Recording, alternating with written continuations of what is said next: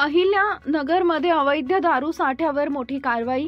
5 हॉटेलांवर छापे, 6 आरोपी अटकेत, 1,08,000चा दारू साठा जप्त। अहिल्यानगर जिल्ह्यातील जामखेड, MIDC आणि नगर तालुका परिसरात 5 हॉटेलांवर एकाच दिवशी छापे टाकून पोलिसांनी देशी विदेशी अवैध दारूचा साठा जप्त केलाय। 6 आरोपींना अटक करण्यात आली असून एकूण 8,619 रुपये किमतीचा मुद्देमाल हस्तगत करण्यात आला आहे। ही कारवाई पोलीस अधीक्षक सोमनाथ घरगे यांच्या आदेशावरून विशेष पथकाने केली असून परिवीक्षाधीन पोलीस उपनिरीक्षक संतोष खाडे यांच्या नेतृत्वात 3 स्वतंत्र टीम्सने कारवाई केली आहे।